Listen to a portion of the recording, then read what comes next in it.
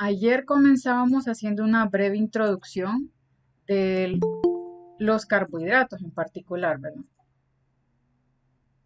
Bien, confírmenme si visualizan mi pantalla. ¿Sí? ¿La ven? Sí, Sí, sí, doctor. doctor. Bien. Ok. Aquí está en grande.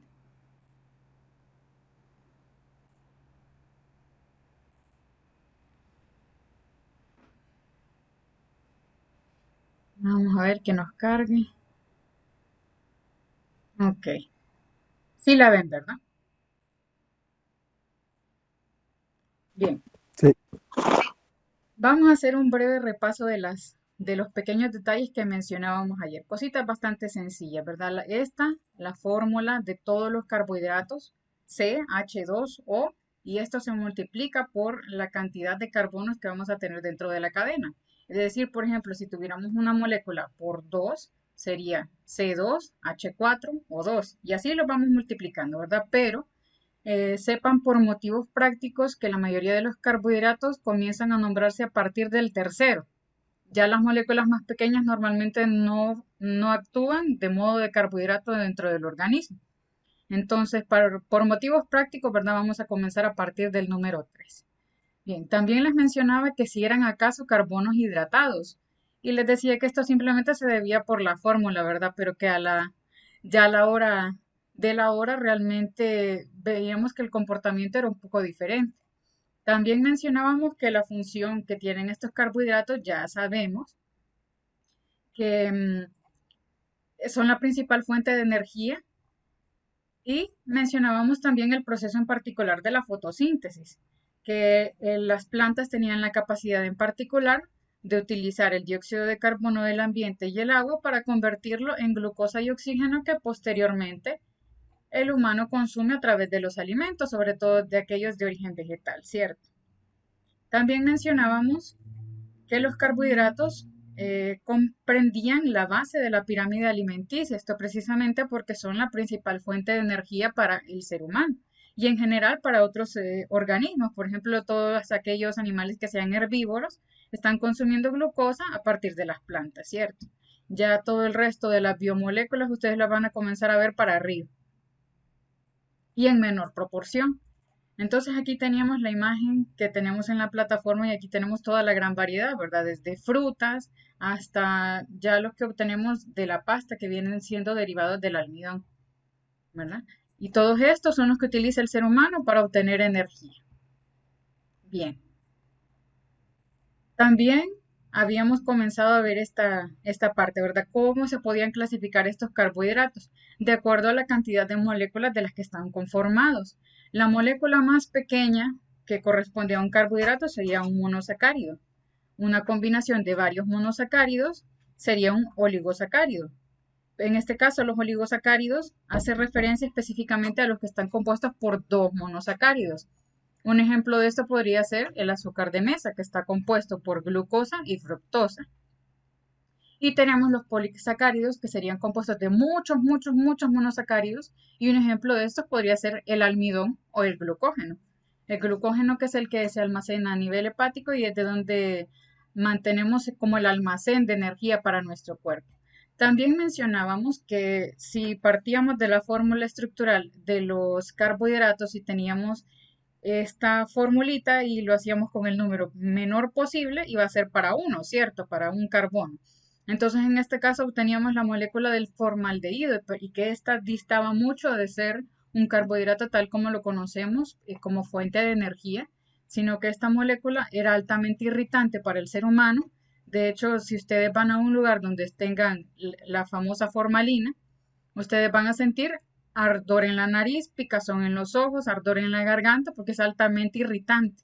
Y de hecho, vaya, se ha comprobado que las personas que trabajan directamente con esta sustancia, pues están más propensas a padecer de cáncer nasofaríngeo y en general de otros tipos de cáncer como leucemia o cáncer cerebral.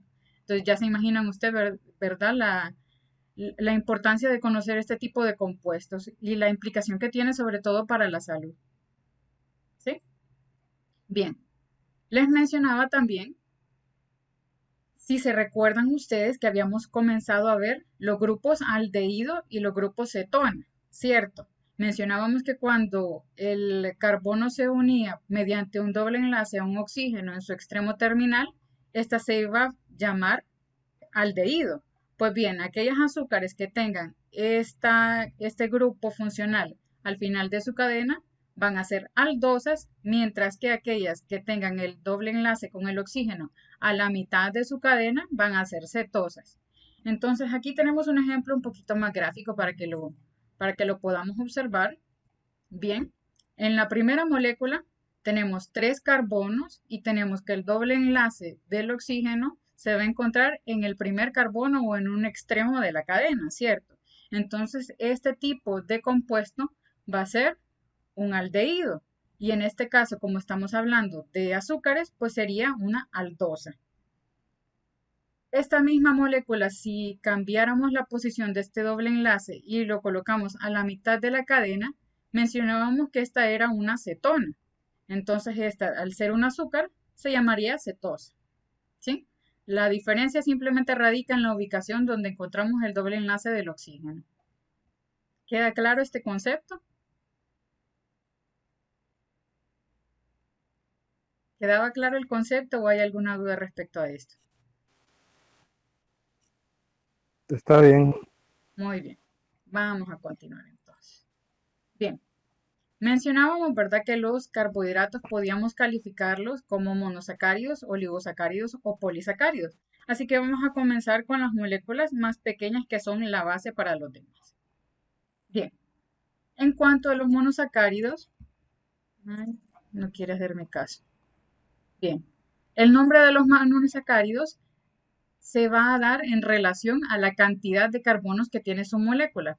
Por ejemplo, si un si un carbohidrato en particular tiene solamente 3 carbonos, este se denominaría como triosa. La terminación osa hace referencia a que se trata de un monosacárido o un azúcar. En el caso de si tuviese 4 carbonos, sería una tetrosa. En el caso de 5, pentosa. En el caso de 6, hexosa. Entonces, en el caso de 7, heptosa, ¿cierto? Que sería como la continuación. Sin embargo, a nivel biológico para el ser humano, las que tienen mayor importancia son las que contienen 3, 4, 5 y 6 carbonos. Las heptosas se van a encontrar en ocasiones muy raras y no representan una mayor diferencia en el metabolismo. Bien, una de las, Perdón, Vic, ¿cuál? Es que se me cortó un poquito. ¿Cuál después de ok, las hexosas? lo ¿Cuál que no se sigue, encuentra? lo que sigue después del Sí, 6 sería el es 7, la ¿verdad? hepta. Sí, Hepta, ¿qué pasó correcto. con las heptas? Estas no tienen una importancia a nivel biológico para el ser humano, sino que Ah, simplemente las ya. ante. Ok. Entonces, nos vamos a basar más que todo en estas cuatro que vamos a ver acá. Bien, un concepto muy importante. Tenemos aquí varias palabritas que hay que aprender a distinguir. Son muy parecidas, sin embargo, tienen alguna que otra diferencia entre ellas. Es un poco más fácil comprenderlo si vemos algún ejemplo. Un isómero. Hablábamos, creo que fue ayer o anteayer, que el isómero se trata cuando una molécula tiene la misma cantidad de componentes, pero los tiene en un orden diferente. ¿Sí? Bien. Para observarlo en forma de ejemplo, bien, vamos a realizar aquí una pequeña cadenita y vamos a ponerle quizás a este un flúor. Y vamos a tratar de dibujar otra cadenita y esta vez vamos a poner el flúor en otra posición. Si se fijan en la cantidad de elementos, la cantidad de carbonos es la misma, la cantidad de hidrógenos es la misma y la cantidad de flúor es la misma. Sin embargo, la posición de la molécula es totalmente diferente. Esto de hecho lo podemos ver a nivel tridimensional y sería un poquito más fácil entender que se trata de estructuras un poco diferentes. Si se fijan, bueno, aquí salen un poquito como encaramadas. Pero esta, si se fijan, esta parte verdecita es el flúor. En cambio, este era el carbono. Entonces, si se fijan, si la molécula empieza como a cambiar de forma. Eso sería un isómero, aquel que tiene la misma cantidad de moléculas, pero las tiene en un orden diferente. ¿Sí? ¿Queda claro el concepto? ¿O quieren otro ejemplo?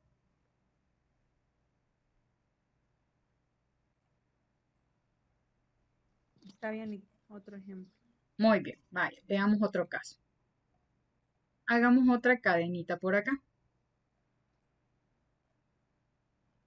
pero esta vez lo que le vamos a poner es un alcohol.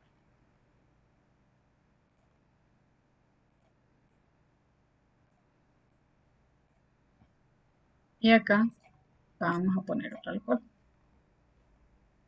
Volvemos a ver el mismo caso, ¿verdad? Vemos que la molécula tiene la misma cantidad de carbonos, ¿sí? 1, 2 y 3 carbonos. Esta tiene 1, 2 y 3 carbonos. Esta tiene 3, 4, 5, 6, 7, 8 hidrógenos, ¿sí? Esta tiene 3, 4, 5, 6, 7, 8 hidrógenos. Y tiene una molécula de oxígeno. En otras palabras, esta molécula tiene los mismos elementos que esta, ¿sí? Pero su estructura, es decir, su conformación visual, es diferente. Si observamos la molécula a nivel tridimensional, vemos que esta molécula no se parece mucho a esta, ¿sí? ¿Lo podemos visualizar? Sí, sí se ve. Sí, doctora. Tiene los mismos componentes, sin embargo, su conformación estructural es diferente. Entonces, en este caso estaríamos hablando de un isómero, ¿sí? Ujú. Continuando. Tenemos el otro caso en el que se trata de los tautómeros. Y me van a decir ustedes qué es un tautómero entonces. Bien, un tautómero sería un isómero, pero la diferencia es la posición de su doble enlace. Entonces es más fácil verlo con un ejemplo, ¿cierto? Bien. Aquí la importancia es que lo que cambia de posición va a ser el doble enlace.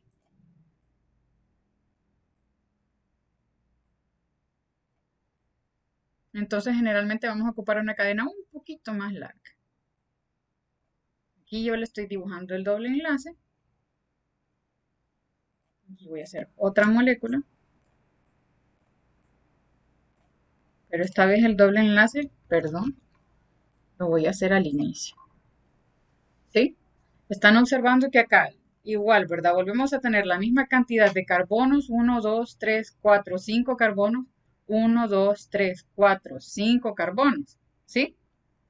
La misma cantidad de hidrógenos, y en este caso, pues esta molécula en particular no tenía ningún oxígeno. Sin embargo, sí vemos que la posición del doble enlace cambia, aquí está en la posición 2 y aquí está en la posición 1.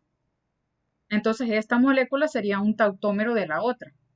No es que esta molécula en particular se llame tautómero, sino que esta en relación al compararlo con otra, pues si se fijan la única diferencia entre estas dos es la posición del doble enlace, entonces estas moléculas se llaman tautómeros, ¿sí? ¿Queda claro el concepto? Acá lo que cambia es la posición del doble enlace. ¿Queda claro el concepto o quieren ver otra ilustración? Bueno, para mí ya quedó claro, doctora. Ah, bueno, perfecto. Bien, Sí. continuemos con los conceptos. Tenemos la otra posibilidad. Esto siempre sigue siendo un isómero. Ojo, un tautómero es un isómero, ¿sí? Porque tiene la misma cantidad de moléculas y tiene un orden diferente. Y la diferencia es la posición del doble enlace. Ahora, el epímero es cuando simplemente cambia la posición de un elemento, un solo elemento. Si cambian varios elementos, pues ya no se trataría de un epímero. Esto para verlo con un ejemplo un poquito más gráfico, vamos a dibujar acá la molécula.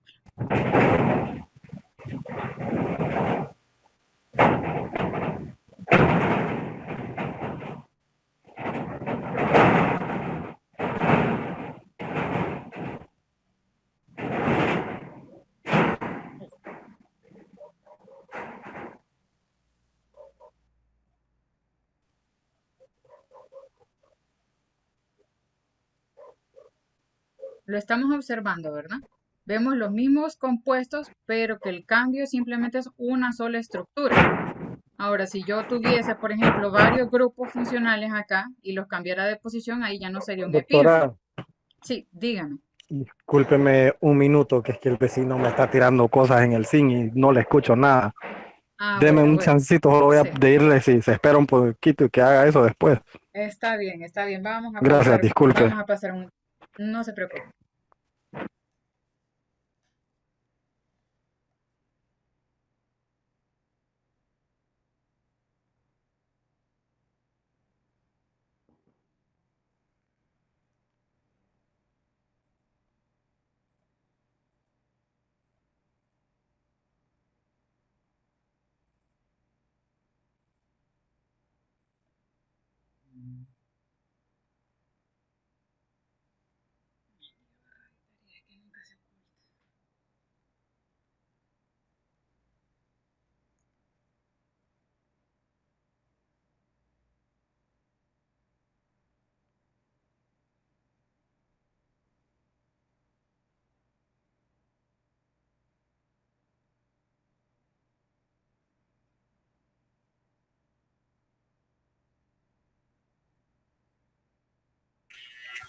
Gracias.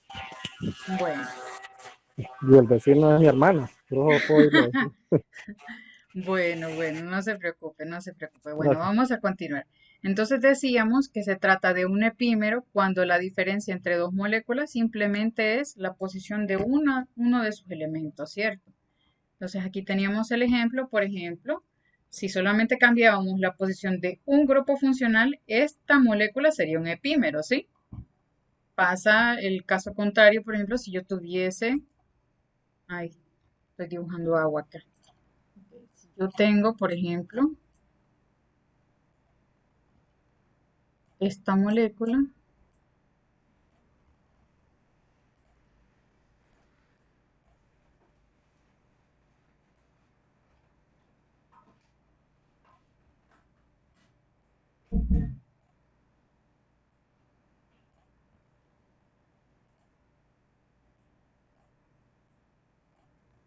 bien, observan la diferencia. En este caso aquí tenemos pues siempre la misma cadena con tres elementos. Tenemos un grupo metil, tenemos dos hidroxilos, pero yo les cambié la posición a todos y los puse unos para arriba y otros para abajo.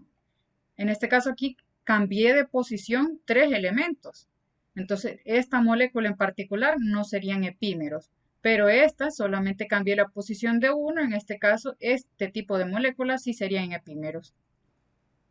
¿Queda claro el concepto ahora? ¿O queda alguna dudita? Podemos ver más Sí, ejemplos también. solo se cambia la posición, solo hay cambiar la posición, Solo cambiar la posición de un elemento, ahí pero que sería un tenga la epímero. misma, Pero pero la que misma tenga la estructura. misma. La misma Ok. estructura. Siempre un epímero sería un isómero, ¿sí? Pero en el caso del epímero solamente estaríamos cambiando un elemento de posición. En el tautómero lo que cambiamos de posición es el doble enlace, acá solamente un elemento. Ahora ya vamos a ver unos un poquito más complejos que serían los enantiómeros y los diastereómeros. Un enantiómero es una molécula que la dibujamos como una imagen en espejo de la otra. Sin embargo, aquí quizás lo que tiende a confundir es que un enantiómero se dice que a pesar de que es una imagen especular, esta no puede sobreponerse sobre sí misma. Entonces ahí es cuando uno cae en la confusión de cuál es entonces la diferencia con respecto a este concepto. Bien, mencionábamos entonces que se trata de una imagen en espejo. Entonces podemos ver que la molécula de la derecha es la imagen en espejo de la molécula de la izquierda, ¿cierto? Vemos que pareciera como que se estuvieran viendo de frente en un espejo, ¿cierto? Como que si aquí en medio hubiese un espejo, pues este sería el reflejo de la otra, ¿sí? Ese sería un enantiómero. Pero ¿qué pasa con el concepto que decimos que no son superponibles? Bien, si yo sacase esta molécula de la derecha del espejo y la intentara colocar de la misma forma en la que está la molécula de la izquierda, ya verían ustedes lo que pasa. Intento rotarla y si se fijan, en este caso la conformación de la molécula es diferente, o sea que cuando ustedes intentan colocar esta encima de la otra, pues no cuadra. No sé si queda un poco claro con la ilustración. Si se fijan, tienen la misma cantidad de componentes, ¿sí? El mismo tipo de átomos. Aparentemente, de entrada, si partimos desde el inicio, se trata de una imagen en espejo. Tienen la misma cantidad de componentes, sin embargo, al girarla, esta molécula no tiene la misma conformación de la otra, ¿sí? Vemos que aquí este elemento verde, en lugar de estar atrás, en la molécula que teníamos en el espejo, ahora está adelante, ¿sí? Es como que si usted se viese en el espejo y usted tuviera, por ejemplo, un lunar en la parte derecha de su cara, Si usted saca a la persona que está en el espejo, esa persona tendría el lunar en el lado izquierdo. Es un poquito abstracto el concepto, pero no sé si con la ilustración quedó un poco claro. ¿O quieren verlo de otra forma? Doctora, con Sí, respecto a las manos, Sí, que son como el reflejo de la otra, pero no es son correcto, iguales. es correcto. Si usted intenta ponerla una encima de la otra, pues no cuadran. Es el ejemplo perfecto, definitivamente es un ejemplo perfecto.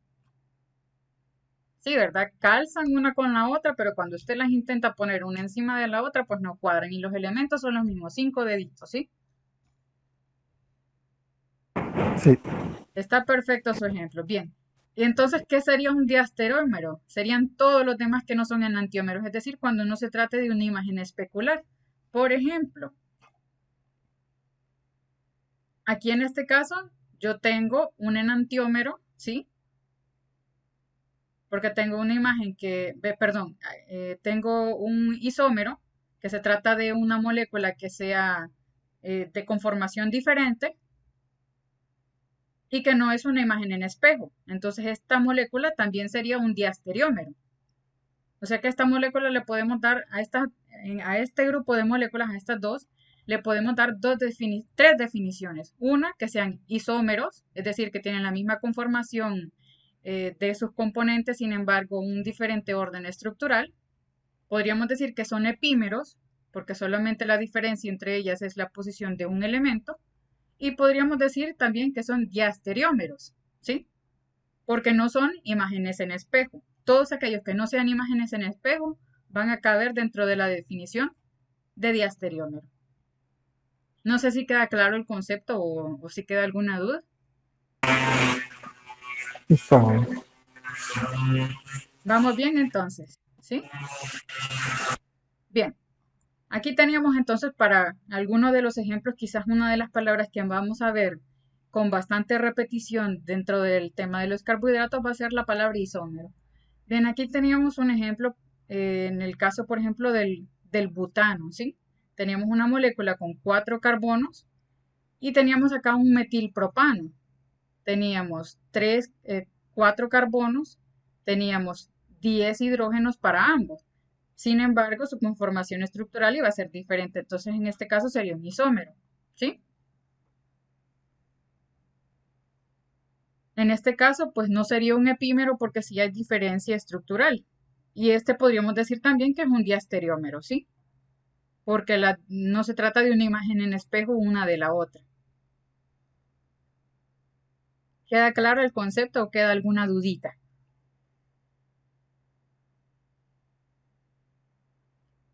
Por el momento está claro, doctora. Muy bien. Para verlo en un ejemplo de la vida real, tenemos acá varias moléculas. Tenemos la glucosa, la galactosa y la fructosa, que son algunos de los monosacáridos más importantes. Pues bien, vamos a ver que cada uno de ellos se parecen un poquito en su cadena, ¿verdad? Casi todos tienen el mismo tipo de componentes. Y vamos a ver el caso, por ejemplo, de la glucosa con la galactosa. Si se fijan, acá arriba, pues tienen su grupo aldehído. En este caso, se tratarían de aldosa, ¿cierto? Bien, continuando, en la cadena vemos que son iguales en el segundo carbono, iguales en el tercer carbono y, uy, acá hay una diferencia, diferentes en el tercer carbono, ¿sí? Aquí en lugar de estar este a la derecha, pues este está para el lado izquierdo. Entonces este sería un tipo de isómero, solamente hay diferencia en un lugar de su conformación. Entonces este sería un tipo de epímero, que solamente hay un lugar donde cambia la conformación de la estructura.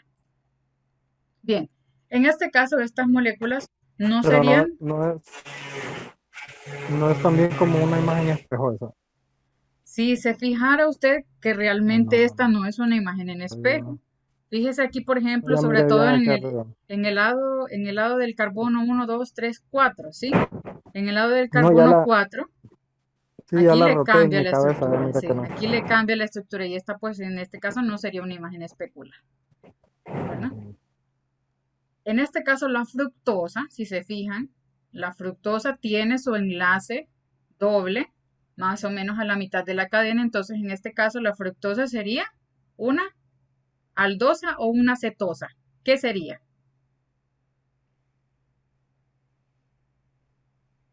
Una cetosa. Perfecto. Bueno, vamos claros con los conceptos, ¿verdad? Isómeros, bien.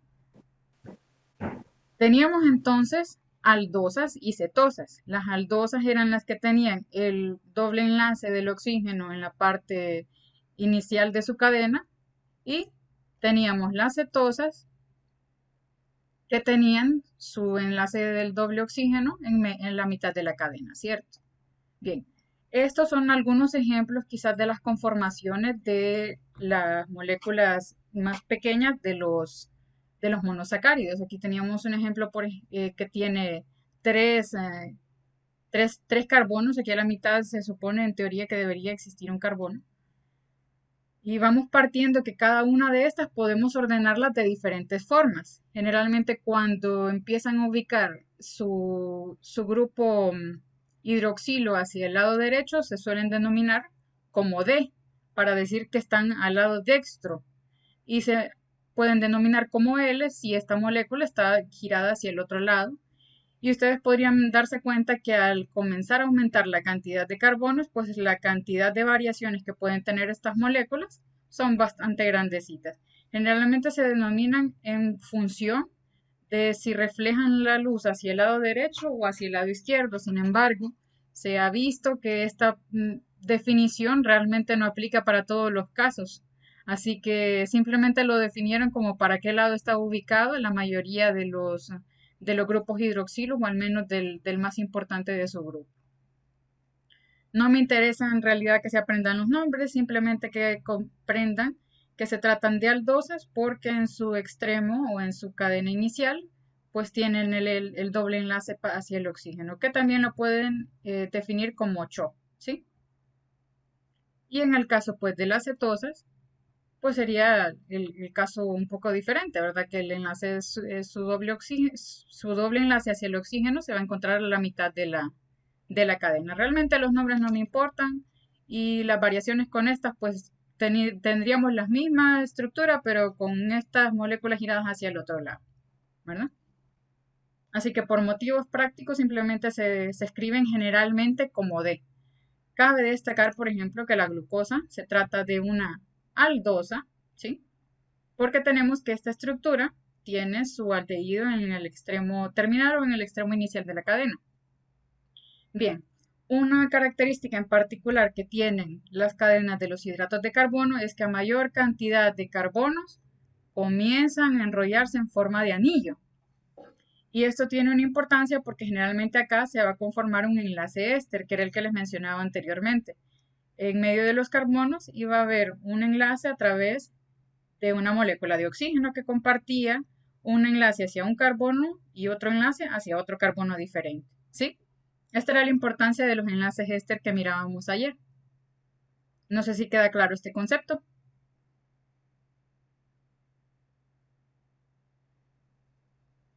A mayor cantidad de carbonos comienzan a hacerse en forma de anillo. ¿Qué sucede, por ejemplo, con las moléculas que tienen solamente 3 carbonos? Generalmente sí pueden formarse en la estructura de anillo, sin embargo se dice que en sus enlaces hay demasiada tensión, entonces estas moléculas no son estables.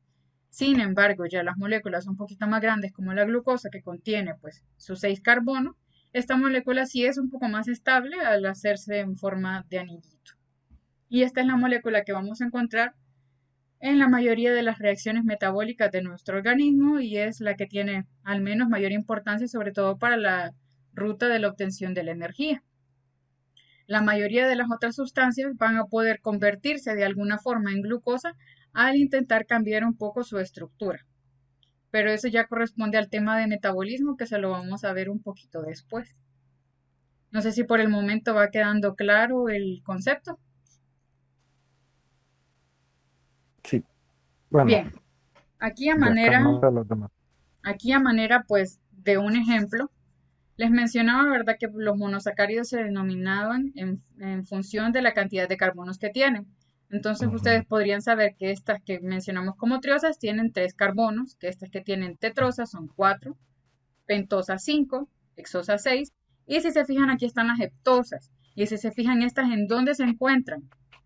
en las plantas, ¿verdad? Entonces, en el caso del ser humano, pues estas no tienen una importancia biológica. Ahora, algunas de aquí las más importantes, al menos para el ser humano, son estas tres, que estas las vamos a encontrar en las rutas metabólicas de la descomposición de la glucosa. Y tenemos estas que van a ser las que se encuentran en la ruta de las pentosas fosfato, sobre todo la de ribosa, que va a ser un componente estructural para el ácido ribonucleico. Bueno, este tipo de moléculas, las pentosas. Ahora, las hexosas son aquellas que el organismo va a convertir de alguna u otra manera en glucosa y a partir de ella va a obtener energía. Y pues las heptosas que ya les mencionaba que están en las plantas, entonces para el ser humano realmente no tiene un impacto biológico. Aquí teníamos un ejemplo sobre los tautómeros. Si se fijan acá, por ejemplo, decíamos que un tautómero era una molécula cuya diferencia únicamente radicaba en la ubicación de su doble enlace. Si se fijan acá, tenemos 3 carbonos y en esta otra molécula también tenemos 3 carbonos. En esta molécula tenemos un oxígeno, en esta molécula tenemos un oxígeno. En esta molécula tenemos 3 y 3 son 6 hidrógenos. Y en esta molécula tendríamos 3, 4, 5, 6 hidrógenos, ¿sí? Tenemos los mismos componentes atómicos, sin embargo su conformación es diferente, así que se trata de un isómero, pero al cambiar la ubicación de su doble enlace, se trata también de un tautómero. ¿Queda claro el concepto?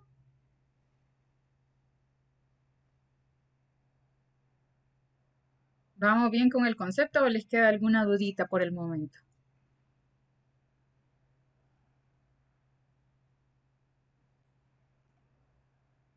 Bueno, como hay silencio, me parece que vamos bien, así que vamos a continuar. Bien. Tenemos acá los monosacáridos. Bien.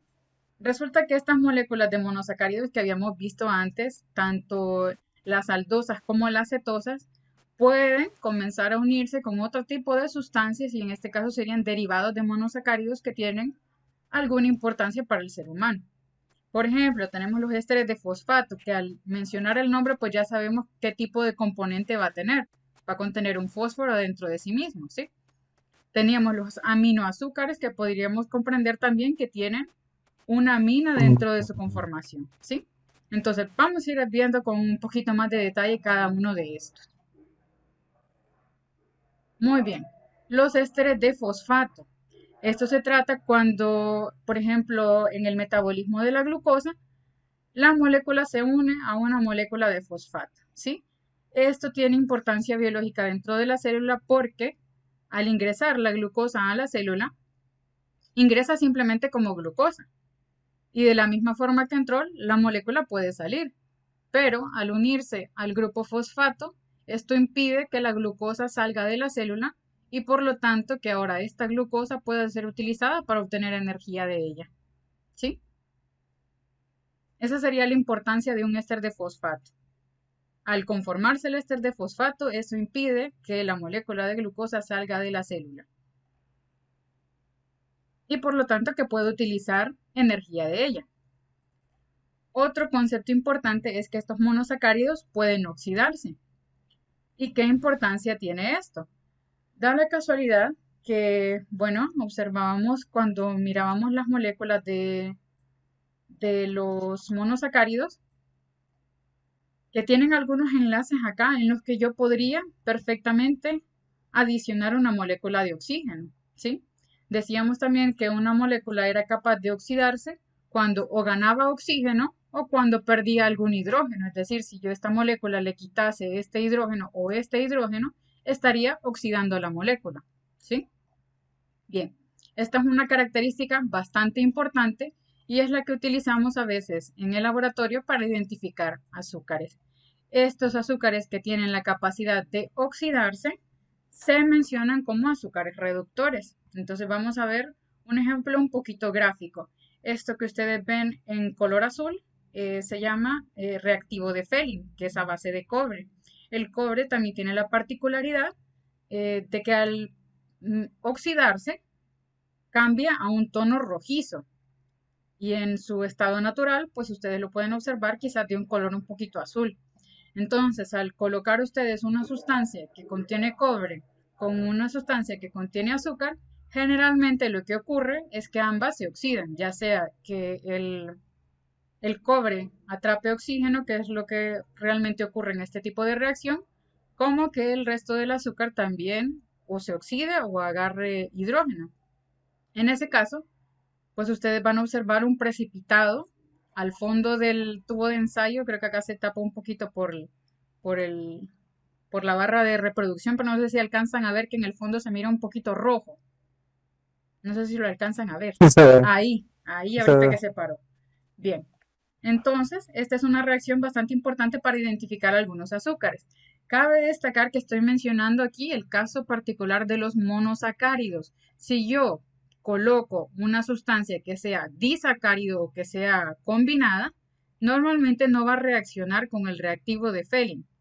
Este también se parece de hecho al de Benedict. La diferencia es que uno es tartarato y el otro pues es otro tipo de molécula, pero realmente ambos contienen cobre. Entonces, si yo Feelings bueno, test. aquí le Testing vamos a for poner. aldehydes and reducing sugars. Attention. Copper sulfate can cause severe irritation of the skin and eyes. It is very toxic to aquatic life and may cause long-term adverse effects in the aquatic environment. Sodium hydroxide can cause severe chemical burns. I don't take any responsibility for damage. Bien, acá le voy a poner un poquito de pausa aquí, simplemente es para mencionar los reactivos que se utilizan para precisamente formar ese reactivo de Fehling. Done to persons or property caused by the recreation of this experiment. For the feelings test, two aqueous solutions are prepared, which are called feeling 1 and 2. Feeling 1 is made of 7 grams of copper sulfate and 100 milliliters of distilled water. Feeling 2 is made of 35 grams of potassium sodium tartrate, 10 grams of Bien, aquí les está comentando cuáles son los componentes que utiliza para hacer los reactivos, ¿verdad? Aquí está el de cada uno. Y lo que les mencionaba, que este en particular era un tartarato. sodium hydroxide and 100 milliliters of distilled water. For the test, both solutions are mixed so the copper and the tartrate ions react to form a deep blue complex. The volumetric mixing ratio is 1:1. Aquí lo que explicaba es que al combinarlo, pues adquieren un color bastante fuerte. The copper ion in the complex is easily reduced by many reducing compounds. Commonly, the Feelings reagent is used to test for reducing sugars. Aquí si se fijan lo que está utilizando es glucosa. La glucosa ya dijimos que se trataba de un monosacárido, ¿sí? Entonces, ¿qué tipo de reacción esperaríamos? ¿Que se oxide o que no se oxide? Que se oxide porque Es va a correcto, reaccionar es correcto. Aquí con tenemos la azúcar. pista, ¿verdad? Los monosacáridos pueden oxidarse. Aquí tenemos la pista. Entonces, yo esperaría que con el primero hubiese una For reacción this, the positiva. reactions of glucose and sucrose with the Feelings reagent are compared. 3 test tubes are used. To the first one, some glucose is added. ¿Sí? Aquí tienen la molécula Sugars de are also glucosa. called saccharides. Glucose is a monosaccharide or single sugar. To the other 2 test tubes, sucrose is added, which is Al siguiente tubo, él menciona que le va a colocar sucrosa. Aquí estaríamos hablando de un disacárido. also Eso known as ya lo vamos a comenzar a ver. Es lo mismo que conocemos como la sacarosa y por lo tanto está formado por dos tipos de monosacáridos. Uno sería la glucosa y el otro la fructosa. Entonces, en este caso, aquí al tratarse de un disacárido, ¿qué esperamos nosotros? ¿Que se reduzca o que no se reduzca? Bueno, que se oxide, perdón. ¿Qué esperaríamos? Aquí en este caso está combinado. Entonces, ¿qué tipo de reacción esperamos? ¿Que se oxide o que no se oxide? Ojo, aquí está como el tip, ¿verdad? La respuesta. Los monosacáridos pueden oxidarse. Es que es algo que entendí, creo yo, que va a Ujú. ganar hidrógeno. Ok, Entonces no se bien, oxida porque son de dos. bien. Para ponerlo Perdón. un poquito más claro, todos aquellos monosacáridos tienen la tendencia a oxidarse. Pero en Ujú, este pero ese es caso, un Es un disacárido. disacárido. Entonces yo Sí, sí, esperaría no se va que a este oxidar. no se oxide. Es correcto. Household sugar. This is a disaccharide or double sugar. It is made of glucose and fructose, which are connected by a glycosidic bond. Bien, si se fijan, él también echó un poquito de esta sacarosa al tercer El tubo, tercero. ¿sí? Pero a este tercer tubo le va a agregar otro tipo de sustancia que va a romper este enlace que va a separar las moléculas en glucosa y fructosa. Entonces, para este tercer tubo, ¿qué tipo de reacción esperamos? Ya que este disacárido que teníamos antes lo van a separar, ¿qué Ahí sí se esperaríamos que ocurriera? oxida. Esperaríamos que se oxide.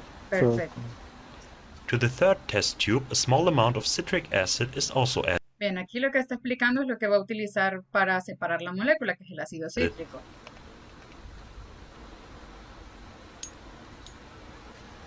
Then all samples are dissolved in some distilled water. A todas las muestras les agrega una pequeña cantidad de agua destilada, los agita y los Next, the revuelve. beaker is filled with boiling hot water and the test tube containing the sucrose and citric acid is heated for a minimum of 2 to 3 minutes. Este es en particular para el tubito de ensayo que contenía la sacarosa con el ácido cítrico. Esto era para propiciar que ese ácido cítrico rompiera esas uniones entre la glucosa y la fructosa. Then the sample can be removed from the water bath. When it has cooled down, the fillings reagent is added. Aquí van agregando el reactivo en cada uno de los botecitos. Now all the samples are heated in a beaker with hot water.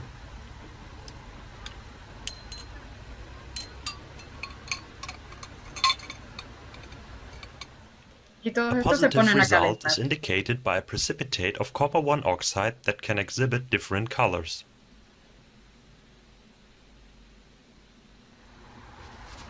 At the end, all samples can be removed from the water bath. Bien, aquí si observamos, la primera muestra adquirió una coloración como amarillo rojiza, ¿cierto? Esto es porque se acaba de conformar óxido de cobre, que se observa con un color rojizo. Si se fijan en la segunda, que era la que contenía la sacarosa, pues esta al ser un disacárido no reaccionó y no se oxidó, entonces el cobre se mantiene en su estado azul como estaba anteriormente. Y en el último, en el caso de la sacarosa, pero a la que se agregó ácido cítrico para romper el enlace entre sus moléculas, pues ya habíamos observado que al fondo se observaba un sedimento rojizo que era el producto del óxido de cobre.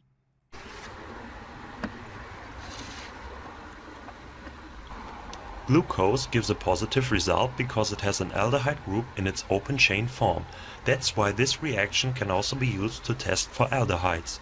The sucrose didn't react because the ring of the glucose cannot open due to the glycosidic bond, so it's not a reducing sugar and the result is negative. The third sample, containing the sucrose and the citric acid, has reacted. This is due to the glycosidic bond because it can be splitted in acidic conditions. This way, all disaccharides can be splitted into the monosaccharides. Aquí lo que mencionaba es, bueno, lo que ya les he repetido, que esos disacáridos en condiciones ácidas podían disolver ese enlace que los une. Bueno, ustedes podrían decirme entonces, si al utilizar este que se llama reactivo de Fehling o al utilizar el reactivo de Benedict, ustedes creen que obtendrían el mismo tipo de resultados. Les estoy diciendo que ambos compuestos están hechos de cobre. Entonces, ¿ustedes esperarían la misma respuesta o esperarían una respuesta diferente al utilizar, en lugar del reactivo de Fehling, utilizar el reactivo de Benedict? ¿Esperarían la misma respuesta o una diferente? Si va a reaccionar con el cobre, debería ser lo mismo. Es correcto, es precisamente lo mismo.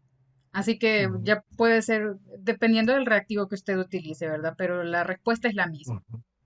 Bien. Teníamos otro caso que era la presencia de los alditoles. Resulta que, como podríamos imaginar, el ol hace referencia a que esta molécula se convierte en un alcohol, ¿cierto? Bien, pues acá resulta que estamos cambiando la conformación de esta molécula y al inicio de su cadena iba a tener un grupo hidroxilo, lo que convierte a esta molécula en un alcohol, ¿sí? Aquí estamos reduciendo esta molécula. ¿Por qué? Acordémonos que mencionábamos que una molécula podía oxidarse cuando ganaba oxígeno o cuando perdía hidrógeno. Y por lo tanto, la reducción significa que gane oxígeno o que pierda hidrógeno, ¿cierto?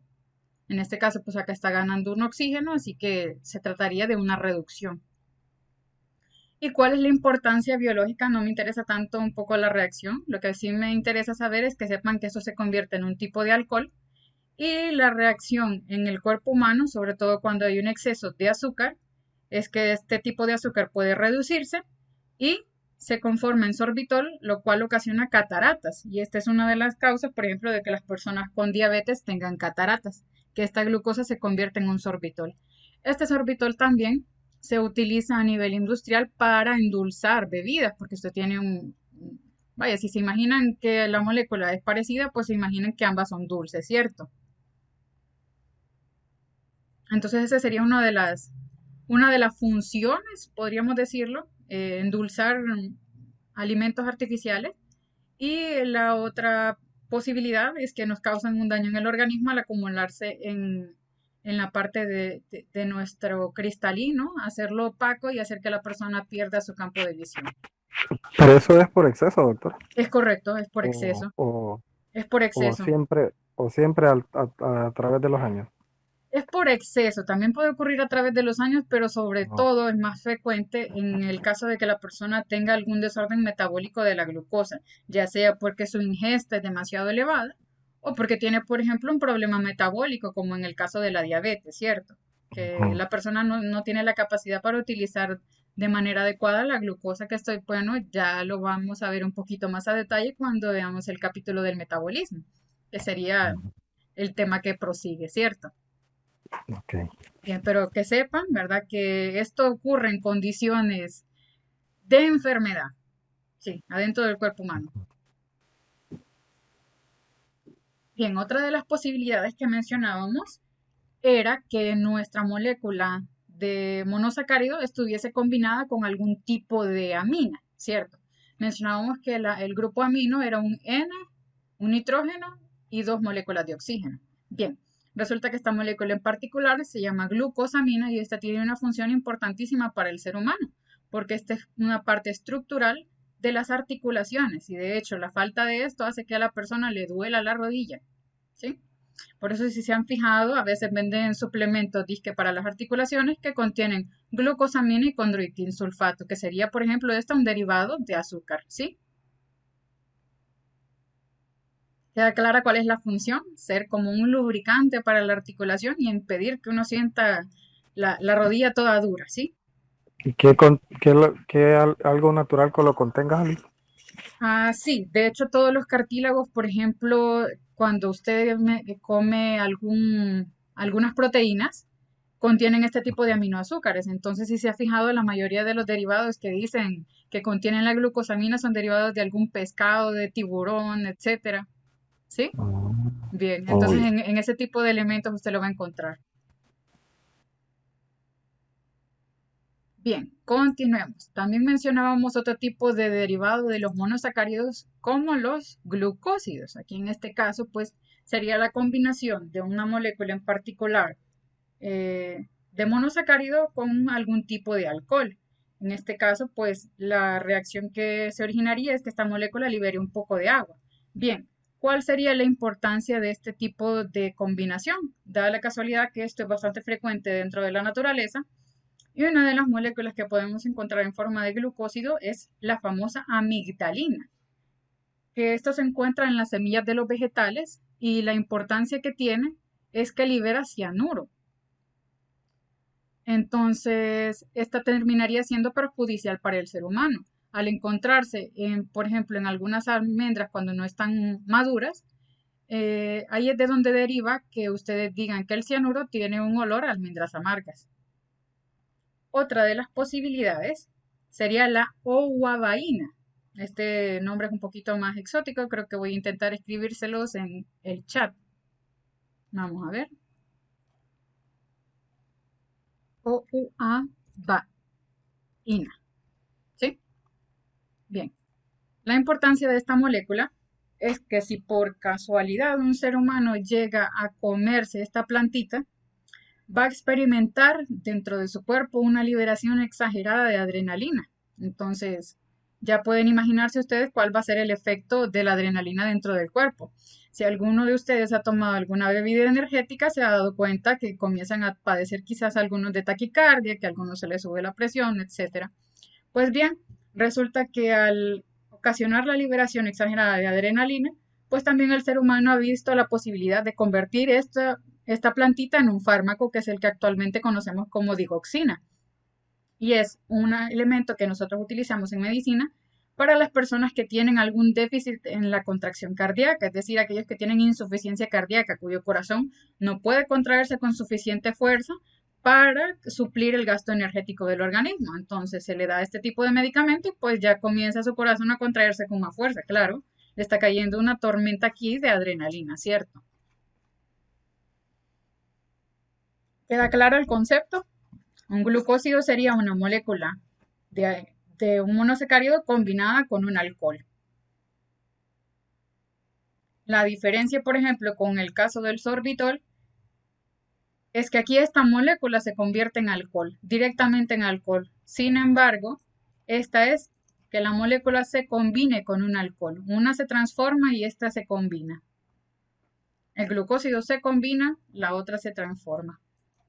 ¿Queda claro el concepto o queda alguna dudita por acá?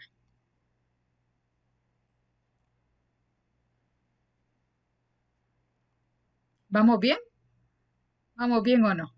Bien, acá si se fijan hay un apartadito que nos hizo falta dentro de las ilustraciones, que es el que corresponde al de los ácidos y las lactonas.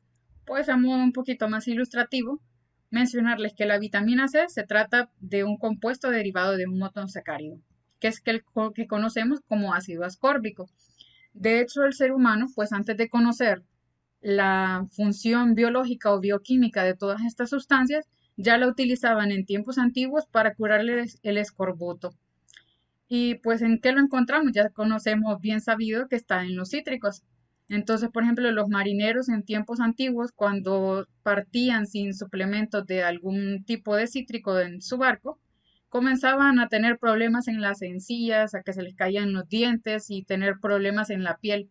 Esto debido a la deficiencia pues del ácido ascórbico, que otra de las características pues es que este tipo de sustancias suelen ser solubles o que se rompen en agua. Entonces, este tipo de moléculas dentro del organismo no se acumulan, sino que se empiezan a diluir. Así que el ácido ascórbico o la vitamina C dentro del organismo viene siendo hidrosoluble, lo que significa que el organismo no la almacena. Así que dentro de unos 3 meses, por ejemplo, la persona comienza a presentar el déficit de la vitamina y a presentar las manifestaciones de la enfermedad. Entonces, la creencia de los marinos es que los limones o las naranjas curaban este tipo de enfermedades y pues posteriormente el tiempo les dio la razón. Bien, ya habíamos visto totalmente el tema, o bueno, al menos los más importantes en cuanto a los monosacáridos. Ahora lo que nos queda es observar cuáles son las combinaciones posibles entre ese tipo de moléculas que tenemos. Bien, una de particular importancia al menos para la nutrición del ser humano, la galactosa. La lactosa, que sería una combinación de una molécula de galactosa con una de glucosa. Siempre recuerden que este tipo de moléculas se unen mediante un enlace de tipo éster, ¿sí? Recuerden que es una cadena que se une a través de un oxígeno. Bien, otra de las de particular importancia, la maltosa, la que se encuentra por ejemplo en la malta, la que utilizamos para la fabricación de cerveza, que la maltosa sería la combinación de una glucosa con otra glucosa. Y tenemos la sacarosa, que ya habíamos visto antes el ejemplo, que se trataba de una molécula conformada por glucosa y fructosa, ¿sí? Y esta es la que conocemos comúnmente como el azúcar de mesa. Bien, pero existen otro tipo de oligosacáridos, ¿verdad? No es que solamente son estos, sino que vamos a tener otro tipo. Da la casualidad que una de las moléculas más variables, o al menos la que tiene mayores importancia, sería la glucosa. Aquí la conformación y el lugar donde se encuentra la unión de la glucosa con la otra glucosa es lo que va a definir el tipo de disacárido en el que se convierte. Ya lo vamos a ir viendo un poquito más a detalle. Si se fijan, la celobiosa es el mismo tipo de compuesto, una glucosa con una glucosa, ¿cierto? Sin embargo, la ubicación y la conformación de su enlace entre sí, entre cada una de esas moléculas, pues le da una estructura diferente y de modo que el ser humano este tipo de moléculas no la puede digerir. El ser humano sí tiene la capacidad de romper este tipo de enlace entre la maltosa, pero no tiene la capacidad para para disolver la unión entre este tipo de conformación. Este tipo en particular de disacárido es el que se encuentra en las plantas leñosas que se encuentran en los bosques. Bien, aquí tenemos ya dos tipos de conformaciones, pero da la casualidad que hay otras más. Esta, por ejemplo, que sería la trealosa, es parte estructural de la pared de los hongos, por ejemplo, los champiñones que nos comemos, ¿cierto? Sin embargo, esta parte, pues en algunos casos no es digerible. Eso también nos explica que algún tipo de hongos el ser humano no los pueda consumir. No solamente por su pared estructural, sino también porque algún tipo de hongos pueden tener en particular sustancias que son nocivas para el humano. Bien, otra de las conformaciones seguimos teniendo siempre una glucosa con una glucosa, pero en este caso esta se llama gentiobiosa, ¿sí? En este caso, esta molécula en particular se encuentra, por ejemplo, en el azafrán y es el que le da su característica. Entonces, acabamos de observar 4 casos en particular donde existe una conformación de glucosa más glucosa. En la maltosa, en la celobiosa, en la trealosa y en la gentiobiosa. ¿Sí? Las 4 moléculas están compuestas por lo mismo, la diferencia es la forma estructural de su enlace entre sí mismas. ¿Queda alguna duda por el momento? ¿O vamos claros con los disacáridos?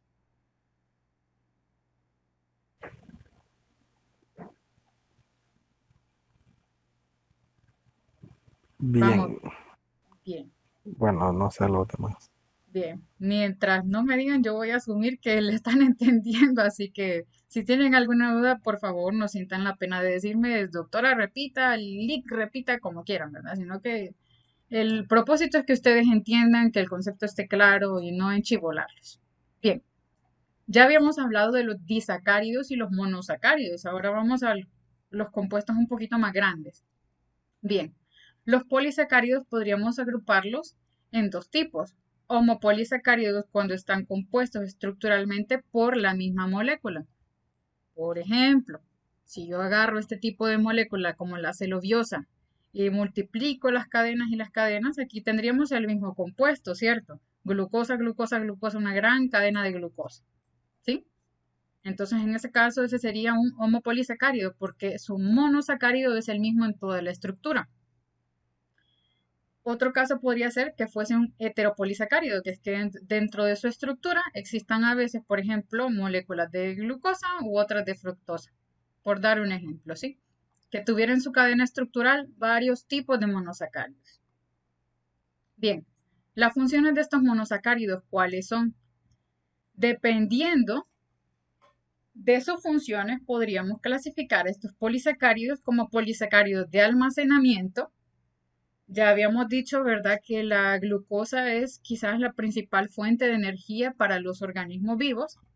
Entonces, cuando esta energía no se puede utilizar, pues esta energía se almacena.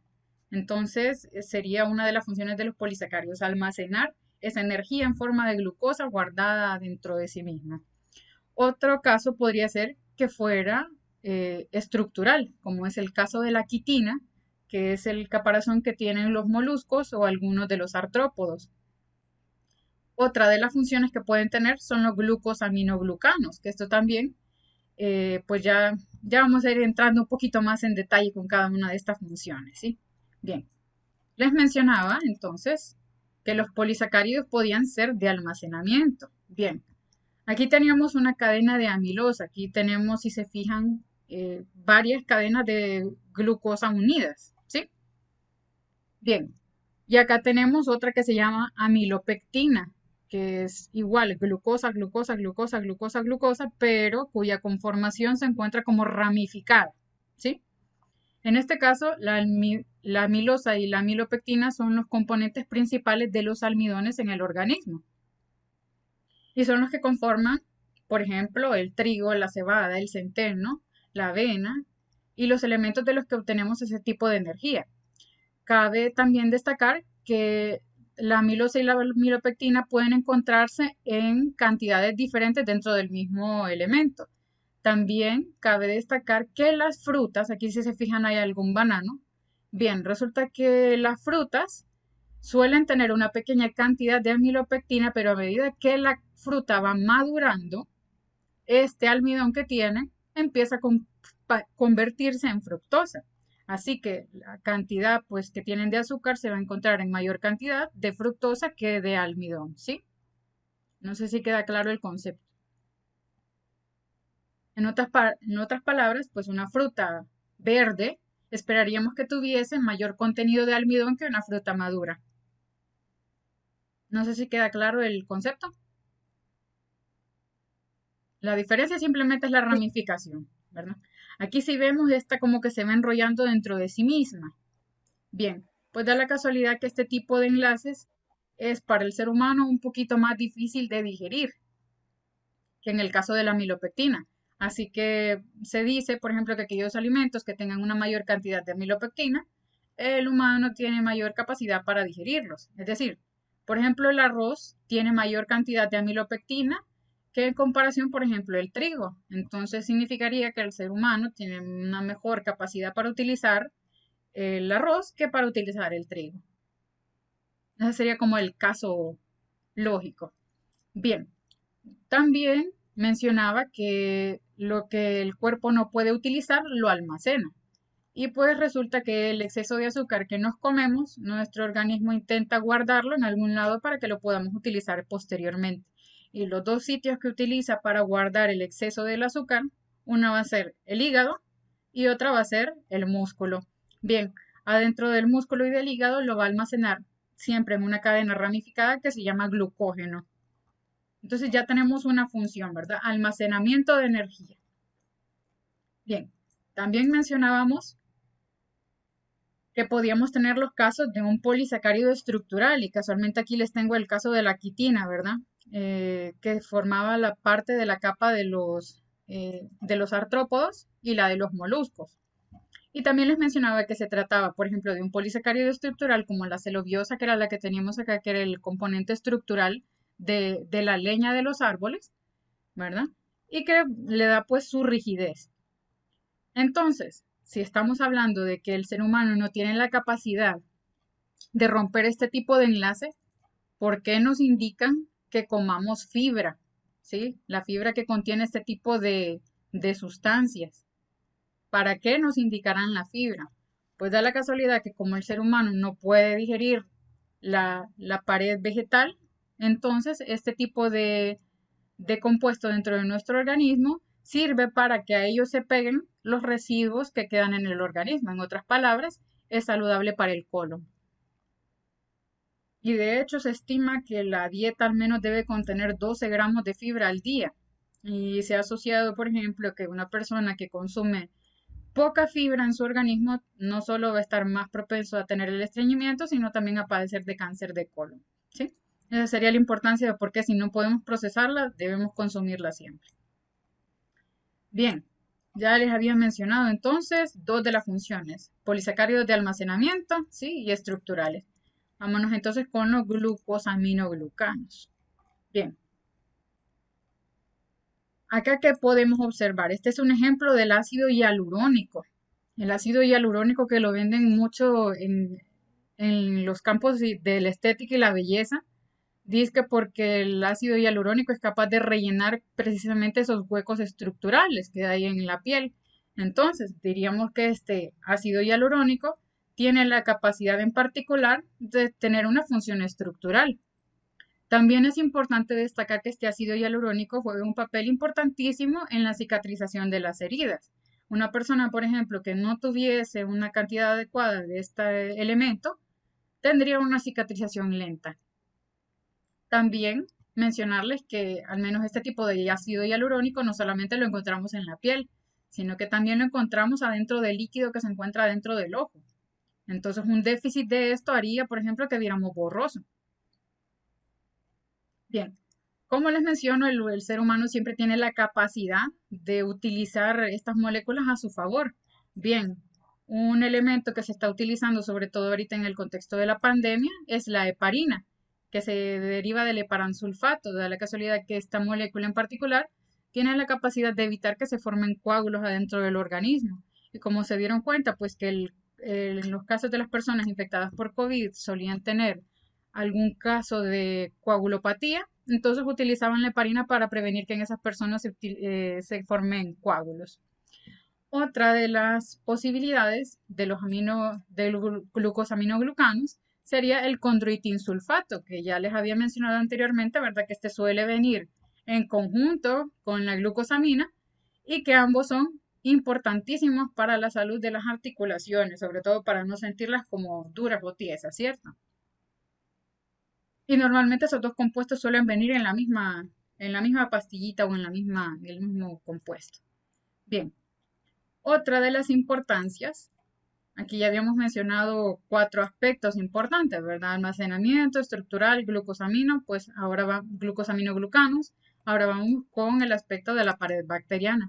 Bien, resulta que en las bacterias normalmente las clasificamos según una característica que tienen al teñirlas en el microscopio. Una sería que fuesen gram negativas u otra que serían gram positivas. Se dice positivo porque al utilizar un medio no sé si han tenido la oportunidad de ver este tipo de prácticas en el laboratorio porque es bastante interesante. En realidad lo que se utiliza con la tinción es romper un poco esta capa la capa externa de la bacteria para hacer que ahí ingrese el colorante. Entonces el colorante es de tipo moradito, así que este tipo de bacterias cuando le colocan la solución pues le rompe la capa y el colorante puede entrar, entonces se miran como moradas.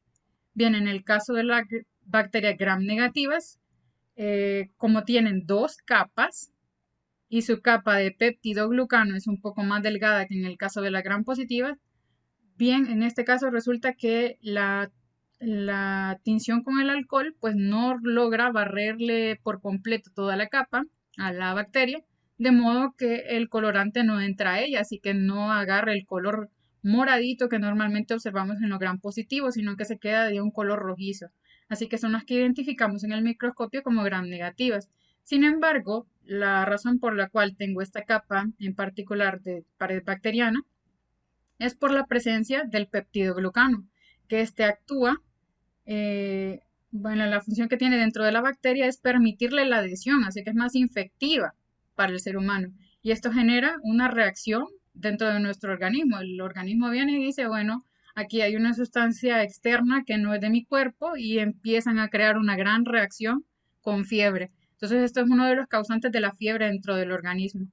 Y la diferencia pues entre un tipo de bacteria y la otra ya se las había mencionado, que en las bacterias gram positivas pues la capa de peptidoglucano es un poco más gruesa que en el caso de las bacterias gram negativas. ¿Qué importancia tiene esta capa de peptidoglucano? Si yo les digo, por ejemplo, que algunos tipos de antibióticos son capaces de penetrar este tipo de capa, ¿en qué caso creen ustedes que sería útil, por ejemplo, la penicilina? Si yo les digo que esta puede barrerme completamente la capa de peptidoglucano. Aquí ya les digo que esta está protegida por otro tipo de capa. Hay 2 capas, así que yo no esperaría, por ejemplo, que la penicilina pudiese funcionar para bacterias que son gram negativas. No sé si queda claro este concepto.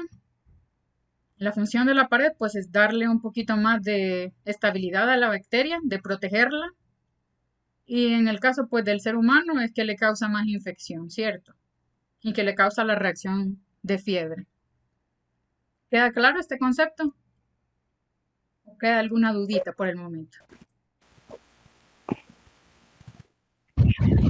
¿Cómo así, doctora? Es que usted dice que, o sea, ¿qué es lo que causa más reacción? O sea, que produce la fiebre, ¿es la penicilina o cómo fue? No. Me perdí ahí. Vaya, pues vamos a repetirlo un poquito. Ok, les menciono yo que hay una diferencia entre las bacterias gram positivas y las gram negativas, ¿sí? Sobre todo en el caso de que las bacterias gram negativas tienen una doble pared celular. Las gram positivas solamente tienen una capa. Entonces, como solamente tienen una capa, ocupan una capa de peptidoglucano un poco más gruesa que la que tuviese, por ejemplo, una bacteria gram negativa, ¿sí? Como esta tiene dos capas, pues no necesita tanto peptidoglucano. Bien, da la casualidad que esta molécula en particular dentro del organismo, si en este momento yo adquiero una bacteria gram positiva, llámese un estreptococo beta hemolítico, yo voy a desarrollar fiebre. Y es en reacción a que el cuerpo identifica esta molécula, el peptidoglucano. ¿Sí? Ah, entiendo, entiendo. Bien. Y les Sí, mencionaba, doctora, digan. lo que pasa es que, por ejemplo, yo con mis alumnos, Ujú, hay una mala, no sé de qué manera, ¿verdad? A veces a ellos hacerles entender. O ujú. sea, sí sé cómo. A lo que me refiero es que vienen a veces o tienen una idea de que todas las bacterias habidas y por haber son malas. Ah, no, correcto. ¿Entiendes? Ya, sí.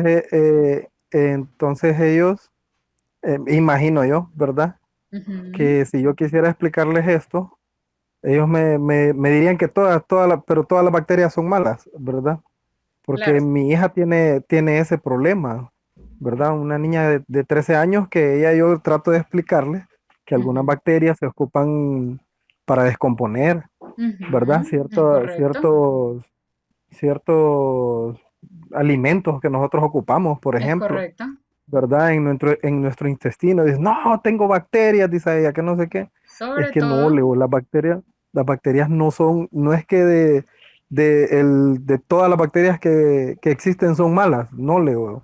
Entonces los niños a veces vienen con eso. ujú, es Se correcto, menciona tienen bacterias, razón. ya, son malas todas. Entonces le digo yo que no, que son necesarias, Bien, ¿verdad? Para el funcionamiento de un montón de cosas. aquí pueden haber quizá varias formas como de aclarar la duda. Y es el hecho de que nuestro organismo reconoce las estructuras extrañas, ¿sí? Pero da la casualidad que como el ser humano tiene millones y millones de años de evolución, pues dentro de su organismo se comenzaron a vivir bacterias que a la larga resultaban benéficas para el ser humano. Por ejemplo, con el aspecto de la vitamina K. La vitamina K sin la presencia de bacterias no se absorbe. Entonces ya veríamos nosotros cuál sería la importancia de que tuviésemos una flora intestinal adecuada. De hecho, de nuestro organismo podríamos encontrar una cantidad increíble de bacterias. Otro de los casos podría ser el de la saliva. Tenemos una cantidad pero abismal de bacterias ahí, ¿sí? Y en ningún momento nos están causando daño. Otro de los, vaya, quizás importantes sería la presencia del estafilococo que vive normalmente en la piel. Ojo con el estafilococo. Este, si entra, por ejemplo, en alguna herida, ahí sí es capaz de causar fiebre. ¿Por qué? Porque no está en su lugar habitual, que sería la piel, sino que estaría dentro del torrente sanguíneo causando infecciones. Entonces, parte del tipo de infectividad que tenga una bacteria depende en gran parte de su localización, ¿sí? Por ejemplo, si yo una bacteria del estómago la colocase en el cerebro, es más que obvio que me va a causar un problema. Así que no se trata en particular de que si la bacteria fuese tan buena o mala, sino como de su ubicación. Ya. ¿Sí? Doctora, una pregunta. Fíjese que yo que a veces estaba leyendo que lo que es la insulina, Ujú. también la creación es a base de bacterias, pero no entendí muy bien cómo era eso. Mm, de bacterias no tanto, de bacterias no tanto. Lo que hemos utilizado para fabricarla ha sido, por ejemplo, utilizar páncreas de otros animales para la producción. En este caso, usted estaría inyectándose insulina que proviene, por ejemplo, de bovinos o de algún tipo de otro animal. Generalmente es la ¿Qué forma ma- más fácil. Otra de qué las ma- técnicas que utilizan es la ingeniería genética, que es decir, fabricar la molécula artificialmente. ¿Sí? Es que ¿Me la iba? mayoría de vacunas lo hacen así, ¿verdad? Con, con, La mayoría, con el, sí. ga- con el ganado bovino, que se La le llama. mayoría, excepto vayámonos al caso particular ahorita con el coronavirus. Este tipo de vacuna no utilizaron ningún tipo de animal. Eso sí, sí la incubaron en células de huevo. Entonces, este tipo de vacuna en Mm, particular no se le puede colocar a una persona que tenga alergia al huevo porque va a desencadenarle una reacción alérgica. ¿Sí? oh, ya. Bien. No sé si queda claro por el momento o proseguimos. Sí, Bien, les ha comentado entonces con el hecho de la penicilina, ¿sí? La penicilina actúa rompiendo esta capa de peptidoglucano. Entonces, si yo les digo que la bacteria gram negativa tiene una capa exterior, probablemente este tipo de medicamentos no podría ingresar a la pared de las células, ¿sí?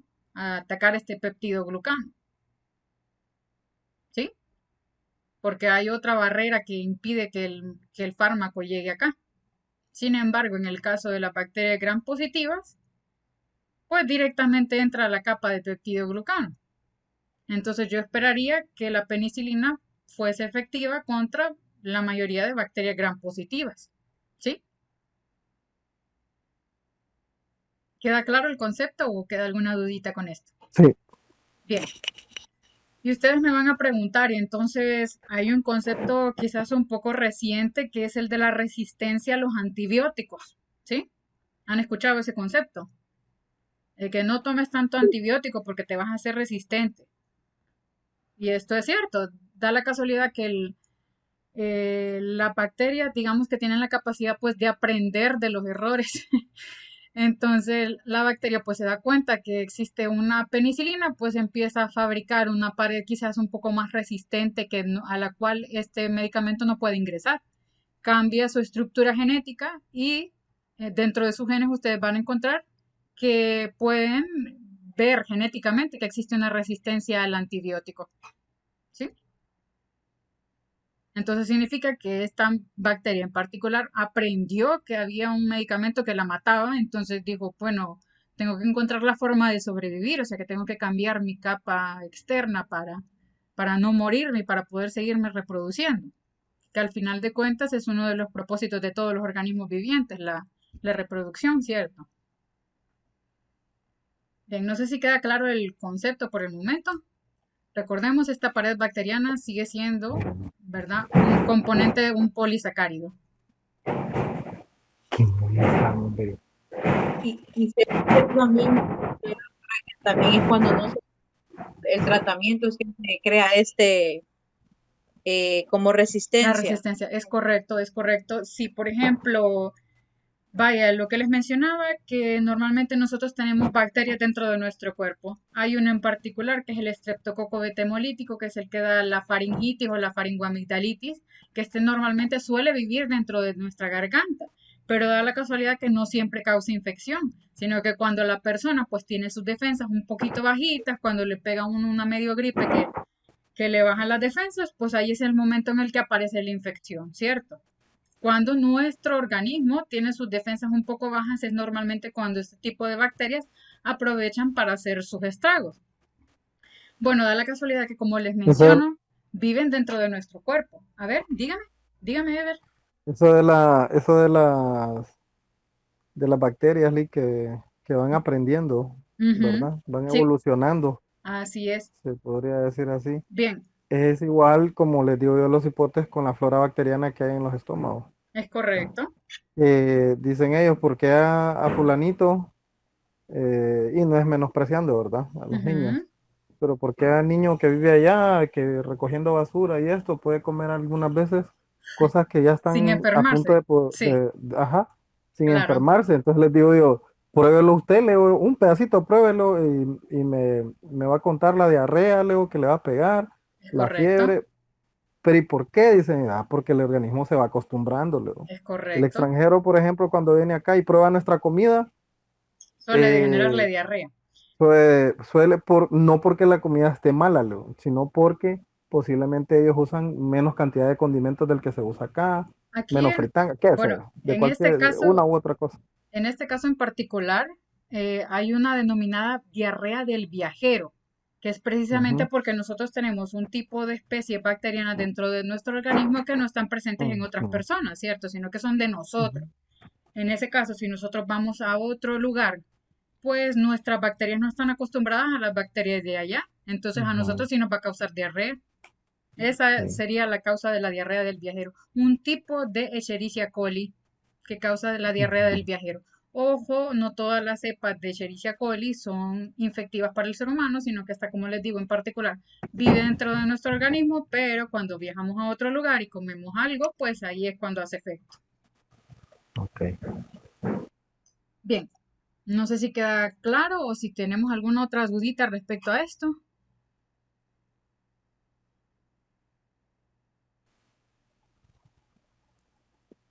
¿Vamos bien?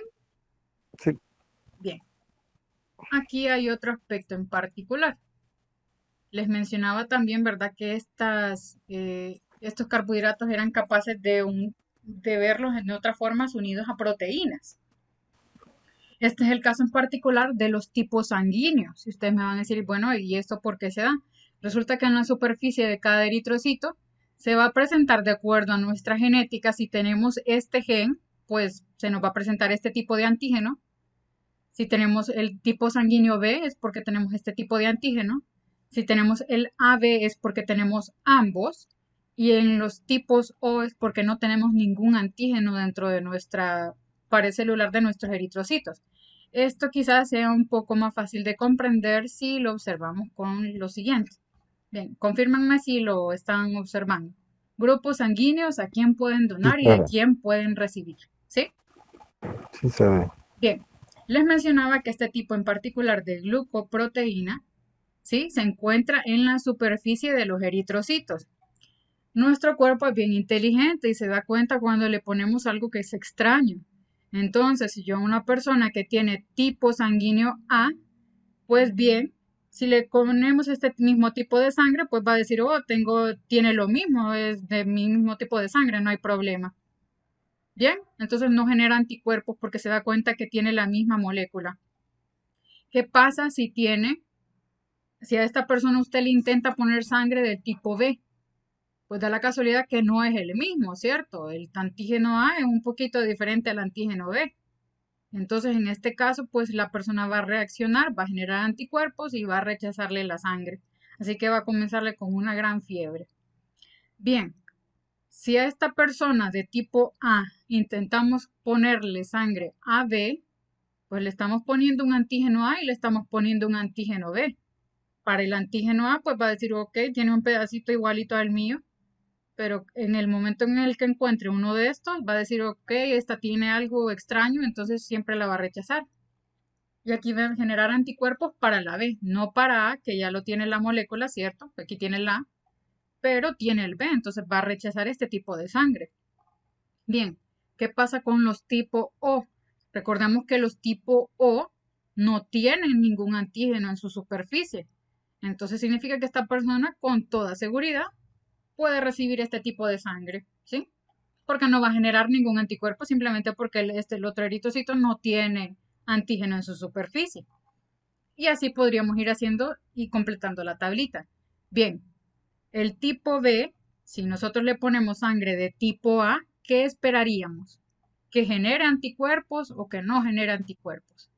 Que genera anticuerpos. Es correcto, entonces a esta persona no le podemos poner sangre de tipo A.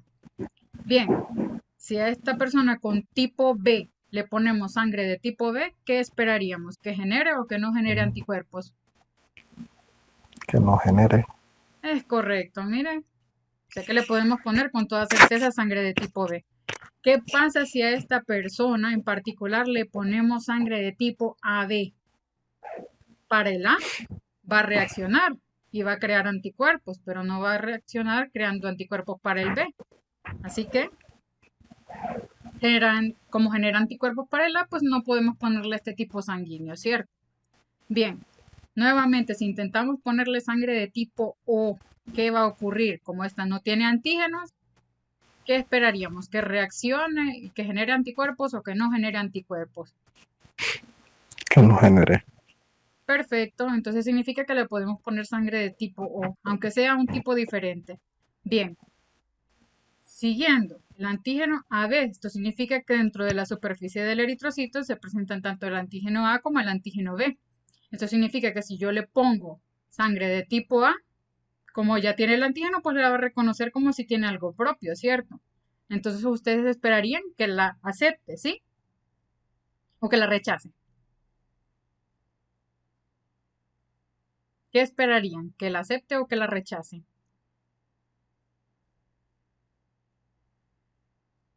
Para mí que la acepte. Es correcto, no genera anticuerpos porque ya tiene el mismo tipo de antígeno, ¿cierto? Bien, en el caso del B, pues ocurre lo mismo. Como tiene ya el antígeno B en su superficie, si usted le da la sangre de tipo B, pues no va a generar anticuerpos. Y si le pone sangre tipo AB, pues le está poniendo el mismo tipo de sangre, así que sería ilógico pensar que reaccionaría de una mala manera. Entonces, no genera anticuerpos.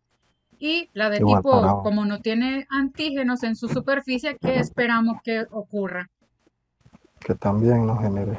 Es correcto. Así que en otras palabras, aquí es como obtenemos al receptor universal, porque el tipo AB puede recibir de cualquier tipo de sangre sin ningún problema. ¿Sí? Y el O es lo Y el O, pues aquí ya vamos encontrando el patrón en la tablita y ya nos vamos dando cuenta que este va a ser el donador universal, ¿sí? Bien, ujú, ¿qué pasa en el caso del tipo sanguíneo O? Como este no tiene antígenos en su superficie, todas las moléculas las va a reconocer como extrañas. Entonces, ujú. ¿qué esperan ustedes que ocurren si le ponen sangre de tipo A? Que genere anticuerpos. Es correcto, así que este tipo de sangre no se le puede poner a una persona con tipo O. Lo mismo la sangre de tipo B y lo mismo la sangre de tipo AB que contiene los dos tipos de antígenos y por lo tanto aquí ya completamos nuestra tabla y nos damos cuenta que el tipo AB sería el receptor universal y que el tipo O sería el donador universal. Sin Pero embargo, a lo solo O se le puede poner. eh, al O solamente O se le puede poner, es correcto. Así que aunque nos dicen que somos sangre de chucho, ¿sí?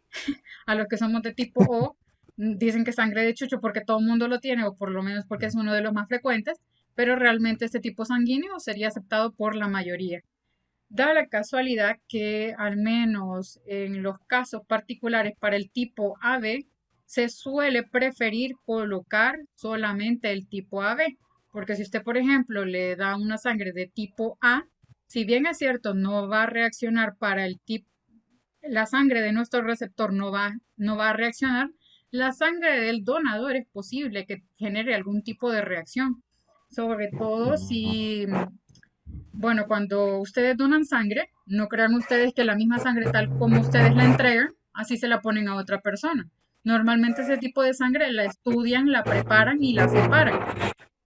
Puede ser sangre completa que contiene tanto eritrocitos como plaquetas como glóbulos blancos, o pueden ser compuestos solamente de eritrocitos. Pero da la casualidad que casi siempre, cuando, al menos solamente cuando colocan la sangre meramente glóbulos rojos, la pasan por un filtro que barre con los leucocitos, precisamente para que la persona no presente algún tipo de reacción ante la sangre. También hay que mencionar que una persona entre más transfusiones tenga, es más probable que vaya generando algún tipo de reacción. Lo mismo que les comento, ¿verdad? El organismo va aprendiendo que se le está colocando algo extraño en su cuerpo. No sé si queda claro aquí el concepto. Aquí esto lo podríamos complicar un poquito más y agregarle los grupos RH, pero el principio es el mismo. Si dentro de la superficie hay un tipo de antígeno, va a generar anticuerpos para todo lo que sea diferente a esto, ¿sí? Entonces, por ejemplo, si acá no fuese un A, sino que fuese un RH, pues yo esperaría que esta persona fuera capaz de recibir ambos tipos, ¿verdad? Porque uno sin RH no tendría ninguna presencia de molécula en su superficie, por lo tanto, esta persona podría aceptarlo con total tranquilidad. Sin embargo, una persona que fuese RH negativo, es decir, que en su superficie no se encuentra el RH, sería casi el equivalente al tipo O, que en su superficie no hay ningún antígeno. Entonces a esta persona que es RH negativo, yo no le puedo poner una sangre de tipo positivo porque me va a reaccionar contra el antígeno RH. ¿Queda claro aquí el concepto?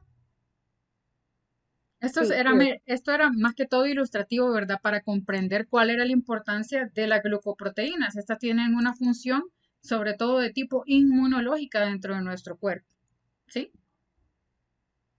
¿Va quedando claro el concepto o quedan algunas duditas por ahorita? Ha sido una larga jornada, pero Todo bien. estamos ya en la última, en la recta final. Bien, es posible que los carbohidratos tengan alguna reacción con la formación de úlceras estomacales. Aquí pues ya estamos poniendo una pregunta un Decirle poquito. que si puede hacer eso después. Yo dije, sí, solo eso anda a decirle que me hagan el favor. Bien, acá Sí, tenemos anda a decirle, una pero pregunta un poquito ay, abstracta, perdón. ¿verdad? Sí, no se preocupe, no se preocupe. Una pregunta un poquito abstracta y estábamos mencionando acá que los derivados glucoproteicos tenían una función inmunológica dentro de nuestro cuerpo, ¿sí? Aquí sí podemos observar, dice cadena de oligosacárido. Y esta cadena de oligosacárido está uniendo nuestra célula con un leucocito. Y también está reaccionando aquí por otra parte una bacteria, ¿sí? Vemos, por ejemplo, que las células, al menos de nuestro cuerpo, son capaces de interactuar con los leucocitos a través de una cadena de oligosacáridos. En el caso particular, por ejemplo, de la Helicobacter pylori, que es la que nosotros conocemos, ingresa a nuestro cuerpo precisamente por este sistema, ingresando con un leucocito. Entonces, esta bacteria ingresa a nuestro cuerpo y ocasiona las úlceras estomacales. Entonces, sí es posible que un carbohidrato tenga relación con la formación de úlcera estomacal.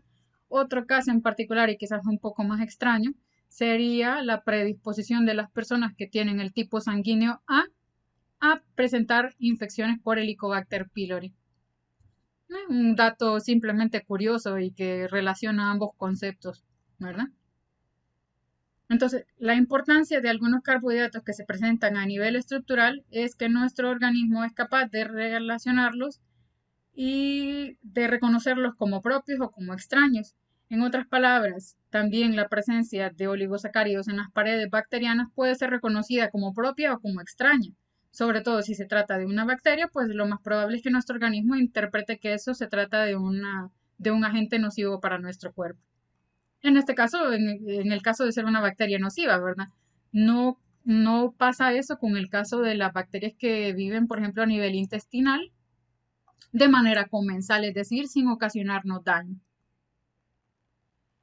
Y pues ese sería el resumen del capítulo entero de los hidratos de carbono. ¿Quedó alguna duda, alguna observación, alguna sugerencia, alguna duda? ¿Cómo les pareció? ¿Les pareció útil? ¿Les pareció interesante? Cuéntenme qué opinan. súper interesante, la verdad, doctora. Había un montón de cosas que yo más bien estaba confundida, más bien. Bien, para motivos de evaluación, no me interesa, ¿verdad? Que usted se vaya a venir a aprender este cuadro de las aldosas. Ya le dije yo que no. Simplemente que me diferencie si se trata de una aldosa o una cetosa en relación a la ubicación de su enlace, que este tema pues ya lo habíamos visto anteriormente. No me interesa, como les digo, los nombres. Sí me interesa un poquito más el tipo de función o el tipo de derivados que pueden tener. Ya les mencioné el caso en particular, ¿verdad? De qué tipo de función podrían tener estas sustancias en nuestro organismo. Y en eso es en lo que me voy a enfocar cuando hagamos la evaluación, ¿verdad? ¿Cuál es la función de esta molécula? Tampoco me voy a ir yo a hacerles un cuadro así de que dígame qué tipo de sangre le puedo poner, aunque me parece que quizás el tema quedó claro, no es el objetivo evaluar eso, ¿verdad? Sino que me interesa un poquito más la función, ¿vale? Estábamos diciendo aquí vaya, este sería una pregunta, por ejemplo, ¿qué tipo de oligosacáridos?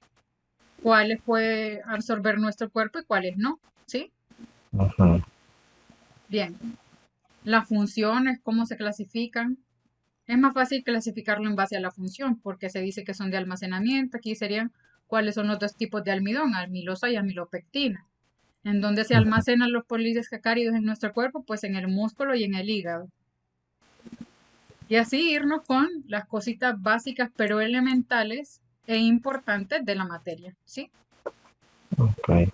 No sé si queda alguna duda, alguna observación. Sé que ha sido una jornada larga, pero espero yo que haya sido de provecho. No, muy bien. Va a mandarnos siempre el enlace, ¿verdad? Claro que sí, claro que sí. Para verlo. Sí, porque ahí puede repasar uno también. Así es, ese es el objetivo, ¿verdad? Porque está Que muy ahorita bien. creo que ya dejé de presentar las pantallas, ¿verdad? Sí, Bien, pero ese es el objetivo, ¿verdad? Que ustedes hayan captado quizás las ideas como más importantes y recuerden lo que les digo, para el momento de la evaluación, no se centren en los nombres extraños o largos o raros de las moléculas, sino que en la utilidad que tienen estas sobre todo para la el ser función, ¿no? humano. ¿Sí? Ok.